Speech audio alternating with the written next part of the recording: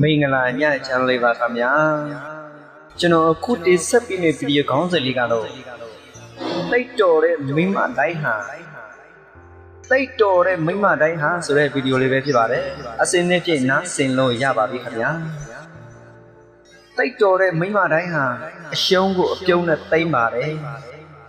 တိတ်တော်တဲ့မိမတိုင်းဟာသူမရဲ့လှပမှုကိုကိုညစ်တရားနဲ့ထိမ့်သိမ့်တယ်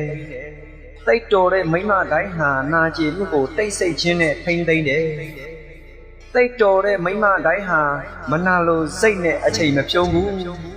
ကိုယ်အစွာအစကိုပဲတိုးတက်အောင်ချိန်ဆက်နေတတ်တယ်တိတ်တော်တဲ့မိမတိုင်းဟာကိစ္စအရာတိုင်းကိုညာဖို့ထက်မှန်ဖို့ကိုပဲအာရုံစိုက်ကြတယ်တိတ်တော်တဲ့မိမတိုင်းဟာဝမ်းနည်းစရာအတိတ်ကိုဒဏ်ရာရည်ထဲမှာပဲတိမ်ထမ်းတတ်ကြတယ်တတိယမှပြန်ဖတ်ပြီးပြုံးတတ်ကြတယ်ပျော်စရာအနာဂတ်ကိုလည်းနေ့တိုင်းဖန်တီးယူနေတတ်တယ်တိတ်တော်တဲ့မိမတိုင်းဟာတွေးထွက်မှာထက်ညက်ရည်ကြမှာကိုသိမလောက်ကြောက်ကြတယ်တိတ်တော်တဲ့မိမတိုင်းဟာငွေမဲ့ချင်းကသူ့ဘဝကိုမလုံခြုံမှန်းသိထားကြတယ်စိတ်မှန်တဲ့ယောသားဖြူစင်ခြင်းကိုသာသူမရွေးချယ်တယ်